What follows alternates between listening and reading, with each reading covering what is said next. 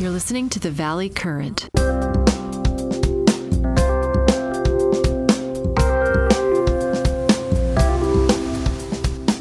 Okay, so picture this. It's June 6, 2026, and you are standing inside this highly secure, heavily monitored facility. It's in Bydgoszcz, Poland. Ah, JTech. Yes, JTech, NATO's Joint Analysis, Training, and Education Center. And what's playing out on the screens right in front of you is this massive high-stakes war game. Like a full-scale simulation. A total simulation.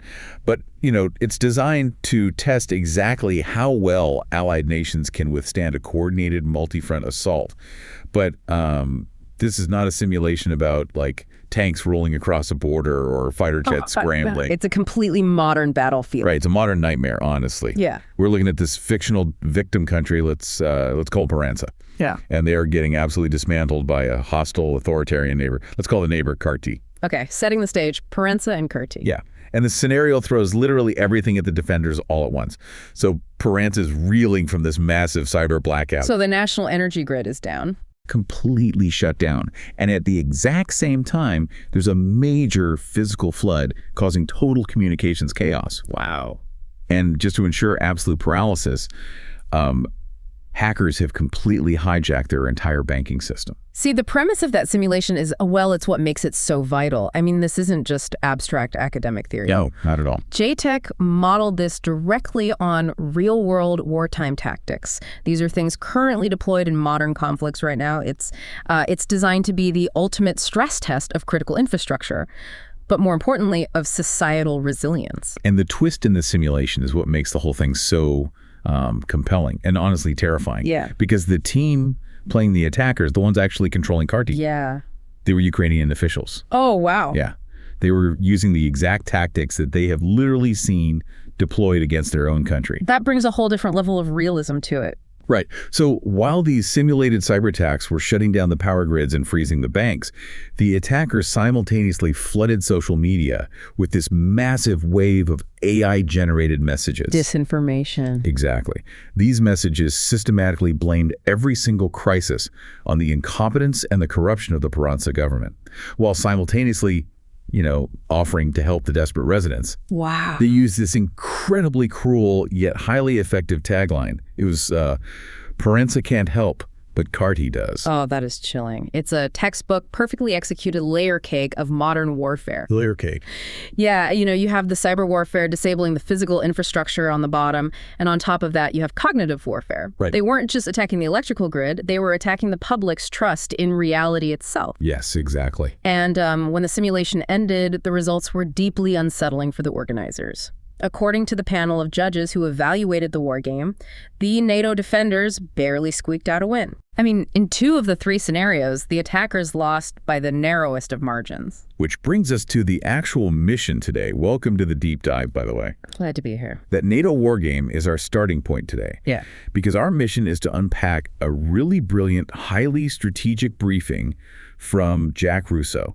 He's the managing partner at Computer Law Group. Right, the CLG Q-Day Series Edition 3. Exactly, the CLG Q-Day Series Edition 3. We're going to use this source to understand why that simulation was so terrifyingly close. Yeah. And how the convergence of 3 massive technological shifts, quantum computing, artificial intelligence, and cognitive warfare, is just completely rewriting the rules of global security. That's a massive topic. It is. But before we get deep into the tech, I am honestly stuck on the results of that war game. Okay, what part? If the attacker's strategy of layering cyber attacks with AI disinformation was so good, which it clearly was, why did they lose it all? Like, what was their fatal flaw? Well, what's fascinating here is that the fatal flaw had absolutely nothing to do with the technology or the strategy. Ew. Yeah. The attackers failed because of a biological limitation. Wait, biological? Yeah. German Lieutenant Colonel Yvonne Redder, she observed and analyzed the simulation, and she noted a very specific breakdown. The human attackers failed to maintain a consistent narrative. Oh. Because they're human. Right. You have to imagine the heat of this simulation. You are under immense pressure. You're coordinating grid attacks, managing fake news, trying to respond to the defenders' counter moves in real time. Right, it's exhausting. Exactly. Under that intense cognitive load, their messaging just fractured. They started contradicting themselves. They lost the core thread of their own disinformation campaign. So the NATO defenders didn't so much win as the humans attacking them simply got tired and sloppy. That is the exact chilling takeaway. A human team gets tired, they lose focus, they need to sleep, and eventually they make narrative mistakes. But an artificial intelligence does not fatigue. No, it doesn't. An AI agent can hold 1,000 highly complex, hyper-personalized, fully coherent narratives at once. It can distribute them across 1 million social media accounts simultaneously and never, ever lose the thread. Which means the one thing that saved the defenders, human error, is the exact thing that is currently being engineered out of the equation. Right. And that transition points us to a much larger looming technological cliff that the briefing calls Q-Day. Q-Day, yes. But as I was reading this, I realized there are actually 2 very different Q-Days being discussed here, and it's super easy to get them mixed up. There's Q-Day commercial and Q-Day crypto. Can we untangle those? Yeah, it's a vital distinction. So Q-Day commercial is simply the point at which quantum computers become practically useful for everyday business. Like what? It's when they can, say, optimize a massive global supply chain faster than a classical computer, or discover a new pharmaceutical compound by modeling molecules. That is a milestone for economics and innovation. Right. That sounds like a good thing. It is, but Q-Day crypto is an entirely different event. That is the specific moment when a large-scale, error-corrected quantum computer becomes powerful enough to break the public key encryption that currently secures the entire global internet. Okay, I want to slow down here because this is where the jargon usually loses people. Fair enough. Before we talk about how a quantum computer breaks encryption, can we just establish how our current encryption actually works? Like when you log into your bank or when a military base sends a secure message, they're using something called RSA or ECC. What are those actually doing? Sure. Think of our current public key encryption, like RSA, as a mathematical one-way street. Okay. It relies on the fact that some math problems are incredibly easy to do in one direction, but practically impossible to reverse. So the classic example is multiplying prime numbers. Right. If I ask a classical computer to multiply 2 massive prime numbers together, it can do it in a fraction of a millisecond. Easy. Yeah. But if I give a classical computer that massive final number and ask it to figure out which 2 prime numbers were multiplied to create it, a process called prime factorization, it hits a wall. Because it's too complex. Right. For the size of the numbers we use in modern encryption, a classical supercomputer would have to just guess and check for longer than the age of the universe to find the answer. I always like the paint analogy for this. Oh, yeah, go ahead. Like mixing yellow and blue paint to get green is instantaneous. But if I hand you a bucket of green paint and ask you to unmix it back into the exact original yellow and blue... You can't do it. You can't do it. It's a one-way function. So our entire digital world banking, power grids, classified communications is protected by the mathematical equivalent of mixed paint. That is an excellent way to visualize it. Classical computers operate by trying to unmix the paint one molecule at a time. They just brute force it, checking one possible answer after another forever. Right. But a quantum computer doesn't work that way at all. Yeah. It operates using the principles of quantum mechanics, specifically superposition and entanglement. Okay, pretend I am 5 years old for a second. Sure. How does a quantum computer unmix the paint? It doesn't just guess really, really fast. No, it doesn't just guess faster. Because of superposition, a quantum computer can represent multiple possibilities simultaneously. Okay. When it attacks that prime factorization problem, it doesn't test the answers sequentially. It doesn't go 1, then 2, then 3. It maps out the entire structure of the problem at once. Bro. And then, using a specific mathematical tool called Shor's algorithm... Which was published by Peter Shor, right? Right, back in 1994. It uses wave interference to cancel out all the wrong answers and amplify the correct one. Wait, like noise-canceling headphones? Very similar mechanism, mathematically speaking. Okay. Noise-canceling headphones listen to the ambient sound waves and produce an exact opposite wave to cancel out the noise, leaving only the music. Right. Shor's algorithm creates mathematical interference that cancels out the incorrect prime factors, leaving only the correct key. So a problem that would take a classical supercomputer billions of years, a quantum computer running Shor's algorithm could solve in a matter of hours. The lock isn't picked. The underlying physics of the lock are simply bypassed. That is mind-blowing. And the briefing mentions another algorithm, too. Grover's algorithm from 1996. Does that do the same thing? Grover's algorithm targets a different kind of encryption called symmetric encryption, like AES, which is what we use to protect bulk data at rest, like massive databases. Okay, so not the prime number math. Right. Grover's gives a quantum computer a massive speed up in searching through unstructured data. But the defense against Grover's is actually quite simple. You don't need a whole new mathematical foundation. You don't? No, you just double the size of your cryptographic key. Oh, simple. Yeah. If you are using AES 128, you upgrade to AES 256, and you effectively neutralize the quantum advantage. But Shor's algorithm completely shatters public key encryption like RSA. Doubling the key size there just delays the inevitable by a tiny fraction. Okay, so this all sounds incredibly alarming, but it also sounds like a problem for the future, right?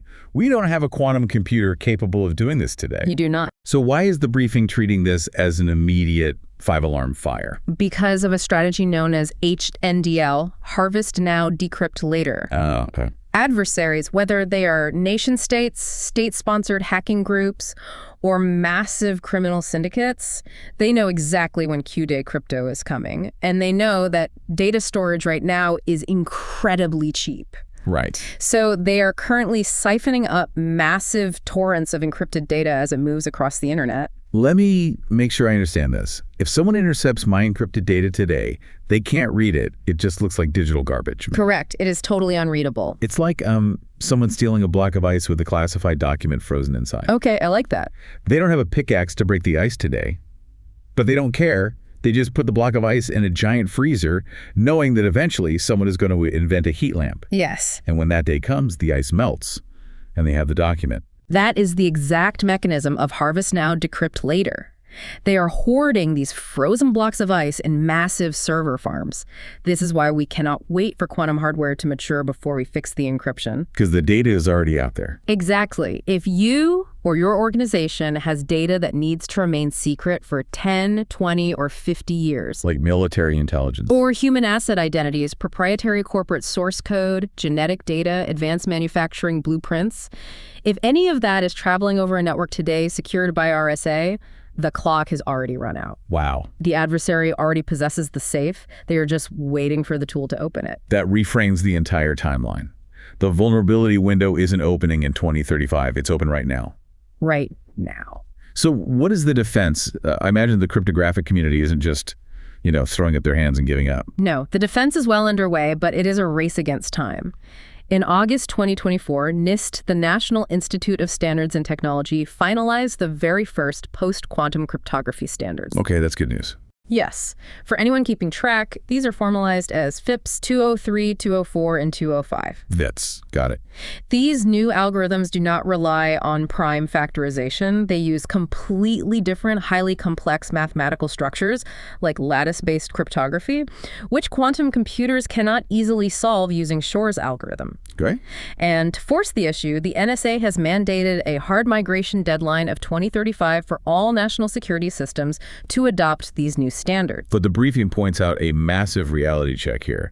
It notes that migration is alarmingly behind schedule. Extremely behind. Why is it so hard to just update the encryption? Don't we just, download a software patch? If only it were that simple. Transitioning the global digital infrastructure to entirely new cryptographic standards is a monumental, incredibly slow undertaking. Why? Because you have to find everywhere that RSA is embedded in your systems. It is in legacy software, it's in the firmware of physical writers, it's in IoT devices. It's in banking mainframes that haven't been updated in 20 years.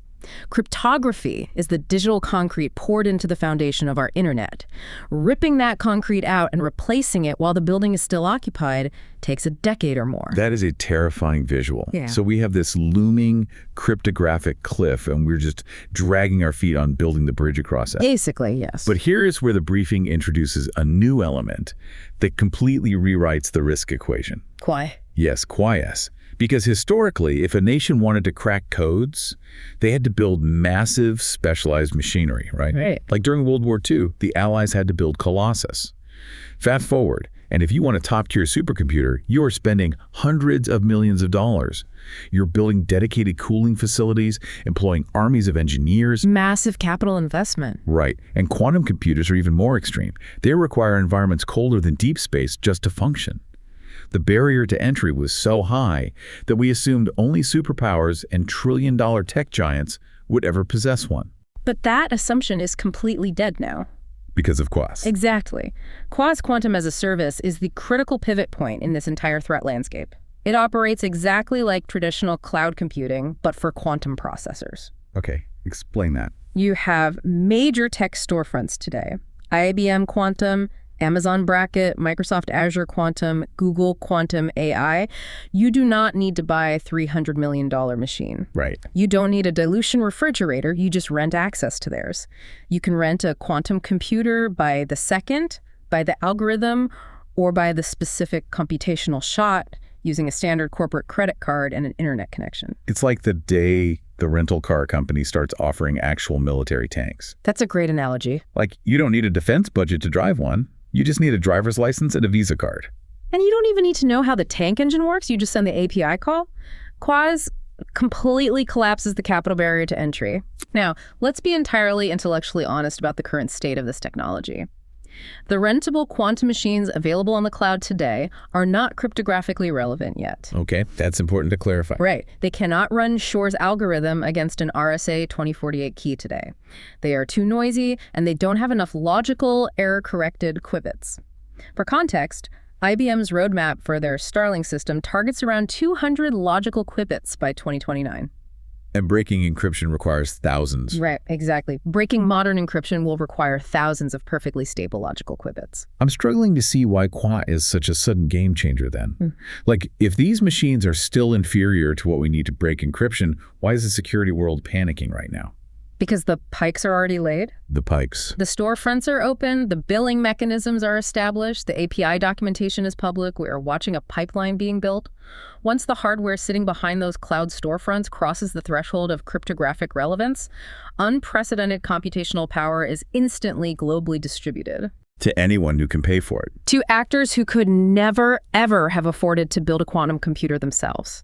The moment IBM or Google solves the hardware physics, a kid in a basement or a rogue faction halfway across the world instantly has the power of a superpower. The briefing contextualizes this using some classic economic theories, which I thought was super fascinating.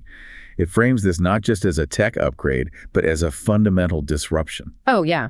The briefing leans heavily on Clayton Christensen's theory of disruption and Carlota Perez's work on techno-economic paradigm shifts. Right.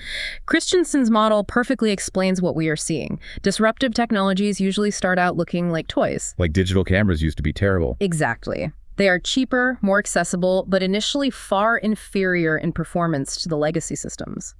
Just like cloud-rented Quas is inferior to classical supercomputers right now. Got it. But because they are highly accessible, a massive developer community builds around them.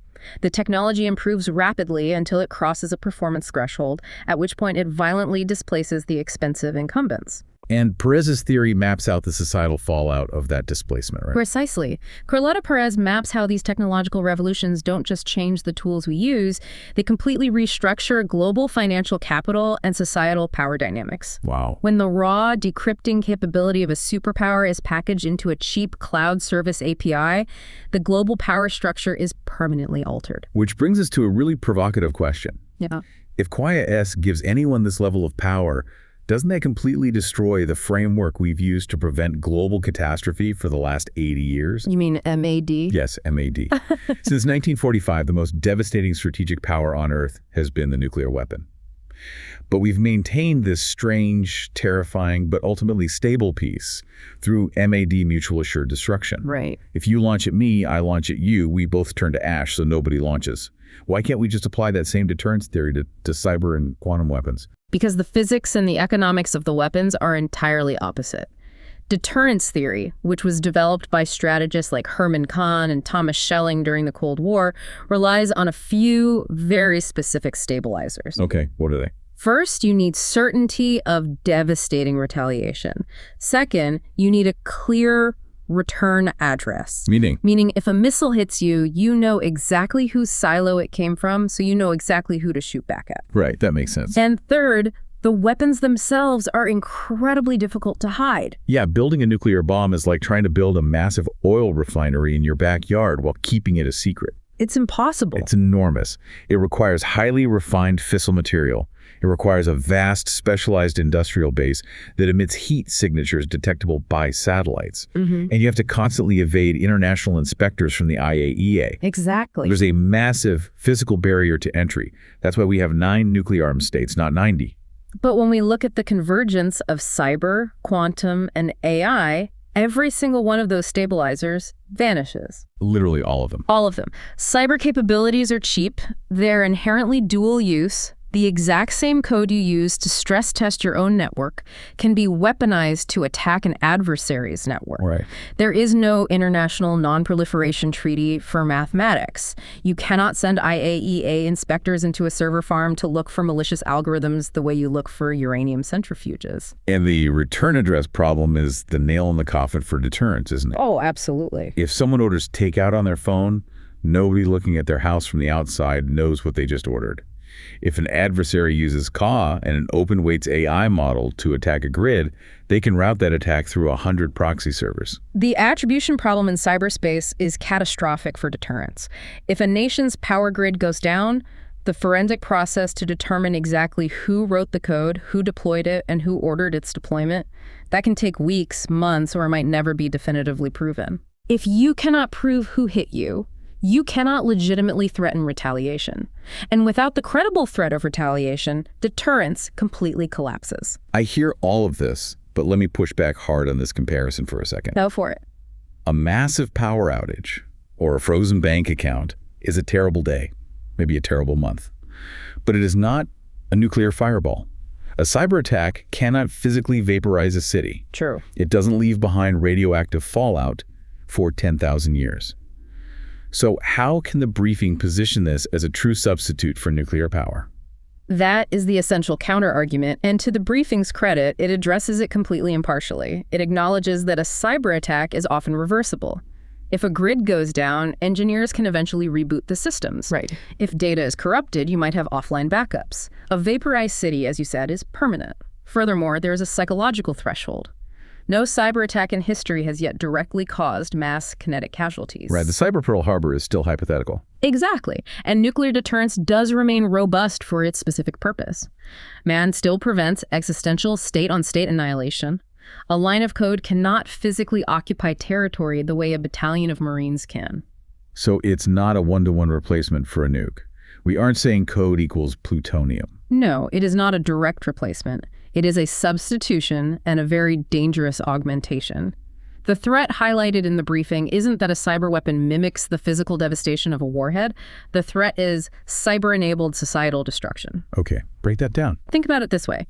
Because a cyber weapon does not cross the threshold of nuclear war, it is entirely usable. Oh.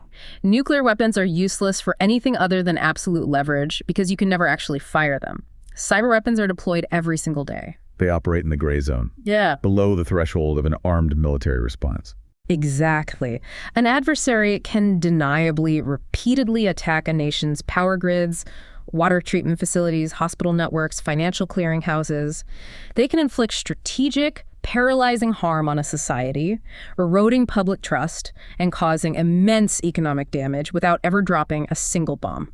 That is terrifying. The world doesn't necessarily become safer just because nuclear war remains unlikely.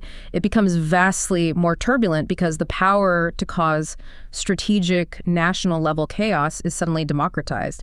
It moves from the hands of 9 heads of state into the hands of hundreds or thousands of different actors. Which naturally leads us to ask, who are these new actors? Right. The briefing maps this threat landscape across 3 nested tiers, global, national, and regional. Yeah. At the global tier, we're looking at a total governance gap. We just don't have treaties for this. At the national tier, the front line is no longer a physical border. It is critical infrastructure. The electrical grid and the healthcare system are the new trenches. Absolutely. And at the regional tier, the vulnerability is all about alliances and interoperability. If one NATO country's banking system suffers a cascading failure, it drags the allied region down with it. Yep. But within all of these tiers, there is one specific threat model the briefing focuses on that I found truly unsettling: the concept of the superempowered individual. The term superempowered individual was championed by geopolitical thinkers like Thomas Friedman and Joseph Nye. It addresses a fundamental shift in leverage. Leverage? Yeah, for the vast majority of human history, a single lone actor or a tiny fringe group of isolated extremists could only do so much damage. Their blast radius was limited by their physical reach. Right. They couldn't just topple a government. They simply did not possess the leverage required to threaten the stability of a nation-state. Yeah. But the convergence of quasi AI and modern connectivity completely changes that mathematical equation. To really drive this point home, the briefing goes into a deep dive appendix. It provides historical analytical proofs of this lone actor threat, using two very real, very dark examples from the 1990s in the United States. Yes. And I want to be absolutely clear to everyone listening. We are discussing these historical cases strictly as analytical proofs of capability and systemic vulnerability. Right, no glorification here. Exactly. We are not here to glamorize or validate these individuals in any way. The first example is Ted Kaczynski. The Unabomber. Right. Here you have a former Berkeley professor, a mathematical prodigy who completely isolates himself in a rural cabin. And for 17 years, he paralyzed academic and scientific institutions across the entire country. And what was his delivery mechanism? The United States Postal Service. He mailed 16 bombs, tragically killing 3 people and injuring many more. It triggered one of the longest, most expensive manhunts in the history of the FBI. And he wasn't caught through advanced technology. No. He wasn't caught through advanced technological forensics. He was caught because his own brother recognized the specific phrasing and writing style in his published manifesto. The second historical proof the briefing examines is Timothy McVeigh. Right. In 1995, McVeigh detonated a massive truck bomb outside the Murrah Federal Building in Oklahoma City. The explosion killed 168 people, including 19 children in a daycare center. It remains the deadliest act of domestic terrorism in the history of the United States. It's horrific. And we have to look at the logistics of that attack. What did he use to inflict that level of mass trauma? He used agricultural fertilizer, racing fuel, and a rented moving truck. The strategic lesson from these dark chapters is incredibly stark. Neither of these men needed the backing of a hostile nation state. No, they didn't. They didn't have millions of dollars in funding. They didn't have intelligence agencies supplying them. They didn't even use advanced futuristic technology. They used the mail and fertilizer to inflict strategic scale fear on a national level. So how does that translate to the threat landscape we are discussing today? Well, consider the asymmetry of modern society. We are vastly more connected and dependent on fragile digital systems today than we were in 1995. Oh, absolutely. Now imagine a lone actor today with that exact same level of grievance, that same sociopathic drive to cause harm. Only now, instead of relying on farm fertilizer or the Postal Service, they are armed with quantum as a service to break cryptographic locks. Wow. They are armed with frontier, open white's artificial intelligence to instantly write malware, automate zero-day exploits, and scale their attacks globally at the speed of light. The capability barrier, which Kaczynski and McVeigh proved was already frighteningly low, has completely plummeted to zero. A single, highly capable, deeply motivated person sitting anywhere in the world can, in principle, wield the kind of disruptive, paralyzing power that once exclusively required a national intelligence agency.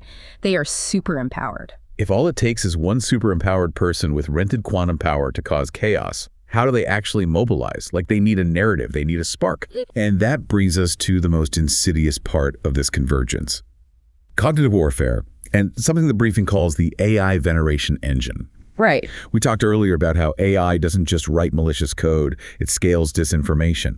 It solves the narrative consistency problem that plagued the human attackers in the NATO wargame. Right, it doesn't get tired. But it goes deeper than just faking a news report about a power outage. It touches on this deeply uncomfortable psychological reality of how killers and terrorists are sometimes turned into cultural anti-heroes. This is not just a theoretical concern, it is a documented empirical phenomenon. The briefing points out that Kaczynski's anti-technology, anti-industrial ideas have seen a disturbing resurgence in certain online subcultures. Really? Yeah. You see memes referring to him affectionately as Uncle Ted.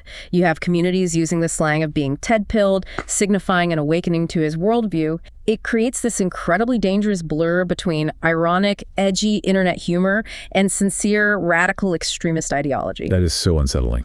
Similarly, McVeigh deliberately used his execution to mythologize himself. He handed over the Victorian poem Invictus, which ends with, "I am the master of my fate. I am the captain of my soul, as his final statement. Whoa.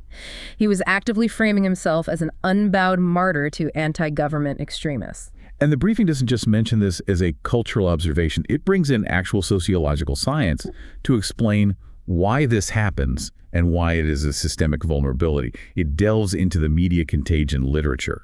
The empirical foundation for this behavioral contagion starts with sociologist David Phillips in 1974. Okay. Phillips rigorously documented what he called the Werther effect. He provided the first statistical evidence showing that prominent, sensationalized media coverage of suicides led to a measurable spike in the suicide rate in the following weeks. So it proved that behavior, even self-destructive behavior, can be contagious through media vectors. Exactly. They're like a virus, but instead of biological transmission, it's behavioral transmission. That's exactly it. Yeah. And the research didn't stop at suicide. Building on Phillips' work, researchers like Sherry Towers in 2015 analyzed data on mass killings and school shootings. They found statistical evidence of contagion. Really? Yes. There is an apparent window of elevated risk, typically lasting a couple of weeks, following a highly publicized mass shooting where the likelihood of another one occurring is significantly increased. Wow. And then in 2016, researcher Adam Langford identified a distinct psychological subset of these offenders, the fame-seeking rampage shooter. People whose primary motive isn't even ideological, but purely notoriety itself. They just want the infamy. Yes, they are deeply responsive to the glorification of past attackers. This empirical reality is why threat assessment experts and law enforcement now strongly advocate for the no notoriety framework. Right. The directive is, study the perpetrator to understand the systemic failure, but do not glamorize them. Do not publish their names gratuitously. Do not show their faces on a loop. Deny them the fame they crave, because that fame acts as a beacon to the next alienated individual. So we have this known human psychological vulnerability contagion through media. What happens when AI enters the chat? We already know that algorithmic social media creates echo chambers. But generative AI takes this contagion dynamic to a totally different, automated level. The briefing defines this as a compounding radicalization threat. We have three distinct vectors amplifying each other simultaneously. Okay, lay it out for us. First, you have AI and cause amplifying the raw capability of the lone actor, as we discussed. Second, the historical mythologization of past killers provides the identity, the motive, the script, the martyr template for them to follow. Right. And third, generative AI amplifies the distribution. Right, so the AI isn't just a passive algorithm sorting content to find susceptible people. It is actively manufacturing the radicalizing content itself. Generative AI can mass produce and auto-personalize tribute content. It can remix old manifestos into new, highly engaging formats. It can generate synthetic martyr imagery, deepfakes, and compelling audio narratives at near zero cost. And it can tailor the psychological hook to the specific vulnerabilities of an individual user instantly. How does it do that? Well, if a user shows signs of economic grievance, the AI tailors the manifesto to blame financial institutions. If the user shows signs of social alienation, the AI tailors the narrative to promise brotherhood and purpose. It's weaponized psychology. The exact same AI machinery that can maintain 1,000 coherent disinformation narratives during a simulated grid blackout can also maintain 1,000 coherent recruitment and radicalization narratives, perfectly tuned to alienated individuals across the globe. It is a literal automated engine for creating super-empowered lone actors. All right. It radicalizes them, and then chaos hands them the weapons. Yes, exactly. Okay, we have covered a massive amount of ground. We've looked at the global threat of Q-Day, the collapse of nuclear deterrence, the super-empowered lone actor, and the AI veneration engine. A lot of heavy topics. Yeah. Let's bring this all the way down to the ground. How does this impact the listener right now in their daily life, in their workplace? Because the briefing introduces an incredible, terrifying concept, the synthetic insider with quantum-forged credentials. This is where the convergence of these macroeconomic and geopolitical trends directly hits enterprise security and your daily workflow. Right. Imagine a highly sophisticated AI agent. Because of the HNDL dynamic harvest now, decrypt later, and the Q-Day crypto timeline, this AI uses quantum broken cryptography to completely forge a perfect digital identity. Okay. It doesn't need to loudly hack through a firewall or deploy ransomware. It walks right through the front door of your corporate network because its credentials are mathematically indistinguishable from a trusted human employee. Wait, so does this mean an AI could theoretically forge my digital identity, mimic my communication style, and email my company's HR department to reroute my paycheck, or email the CFO to authorize a wire transfer? Absolutely. It looks, acts, communicates, and has the exact network permissions of your lead systems engineer, your HR director, or your CEO. And once it is inside the trusted perimeter, the AI takes over. Just like that. It automates behavior, moves laterally through the network, alters databases, and extracts proprietary data at machine speed. From a legal and business perspective, the implications of that are staggering, because right now, we are operating in a global governance void. Total void.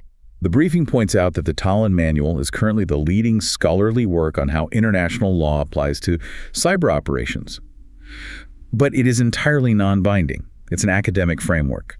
There is no enforceable international treaty protecting a corporation from these kinds of state-sponsored or superempowered attacks. Which means the liability doesn't vanish. It simply falls directly onto the shoulders of corporate boards and executive leadership. The briefing explicitly highlights Caremark fiduciary duties. Can you put Caremark duties in plain English for us? Sure. In corporate law, under the Caremark standard, boards of directors have an affirmative legal duty as oversight. They cannot simply stick their heads in the sand. Right. They must proactively implement and monitor reporting systems for major risks. If a corporate board ignores the reality of harvest now, decrypt later, and if they ignore the NSA's 2035 post-quantum migration clock, they are legally courting disaster. Because they knew the risk was there. Exactly. If their company is breached and customer data is exposed because they failed to prepare for a known, thoroughly documented technological shift, shareholders can sue them for a breach of fiduciary duty. It is a fast track to massive personal and corporate liability. And a company can't just assume their cyber insurance policy is going to bail them out, right? The briefing brings up a truly landmark legal battle to prove this point. The massive NotPetya litigation involving Merck. This is a crucial reference point for understanding corporate risk. In 2017, the pharmaceutical giant Merck was collateral damage in the NotPetya cyber attack. I remember that. NotPetya originally targeted Ukrainian accounting software, but it rapidly cascaded globally, paralyzing multinational corporations. Merck suffered catastrophic disruptions and claimed roughly $1.4 billion in damages. Billion with a B. Yes, but their insurer, ACE American Insurance, refused to pay. Why? ACE invoked a standard act of war exclusion clause in the policy. They argued that because the NotPetya malware was widely attributed to the Russian Military Intelligence Agency, the GRU, it constituted a hostile or warlike action. Even though Merck is a civilian company. Exactly. Therefore, even though it was a non-kinetic cyber attack and Merck was a civilian target, the insurer claimed it was an act of war and excluded from coverage. Which is absolutely wild when you think about the precedent. Imagine your office building burns down and the insurance company says, sorry, we caught the arsonist, and it turns out he was a foreign spy. So your fire was actually an act of war. Claim denied. It is a terrifying precedent for the private sector. Now, the courts in New Jersey initially sided with Merck, ruling that the traditional centuries-old act of war exclusion language did not unambiguously apply to a modern, non-military cyber attack. Right. The case was eventually settled out of court before the state Supreme Court made a final merits decision, but it highlights a massive, unresolved systemic risk. Yeah. The threshold for what constitutes an armed attack in cyberspace is genuinely unsettled in the law. If an AI-driven, quantum-enabled attack orchestrated by a superempowered lone actor wipes out a major corporation's data, who actually pays for the fallout? And it ultimately brings us to a much broader philosophical question about how we build our world. The briefing references Nassim Nicholas Taleb's concept of anti-fragility. Yes, a very important concept. Anti-fragile systems are different from robust systems. A robust system just withstands a shock, but an anti-fragile system actually gains strength from stress, the same way a human muscle tears during a workout and rebuilds itself stronger. This raises the most important question for our future. Are our highly centralized critical infrastructures, our national power grids, our global financial clearinghouses, our massive consolidated corporate cloud data centers, are they anti-fragile? Or are they fundamentally brittle? Right. Because a brittle system, no matter how large or well-funded, will eventually shatter under the immense asymmetric stress of a coordinated attack utilizing cause and autonomous AI. That's the core fear. The very centralization that makes our digital systems so economically efficient today is exactly what makes them lethally vulnerable to a superempowered actor tomorrow. Think about your own organization, your own workflow, or your own digital life. What is your single point of trust failure?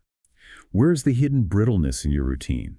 If you were hit by a perfectly orchestrated AI-driven disinformation storm tomorrow, one that seamlessly broke your cryptographic locks and mathematically forged the identities of your closest colleagues and leaders, could you actually tell the difference between a routine system failure and an intentional malicious narrative collapse? Led by Jack Russo, Computer Law Group LLP is a bespoke business litigation and founder-friendly boutique law firm with offices and licensed attorneys in Silicon Valley, New York, and Tampa Bay. And you can reach Jack at jack@computerlaw.com and his team at www.computerlaw.com, where the newsletter we'll refer to is published in detail and readily available, commitment-free, with no paywalls or other charges.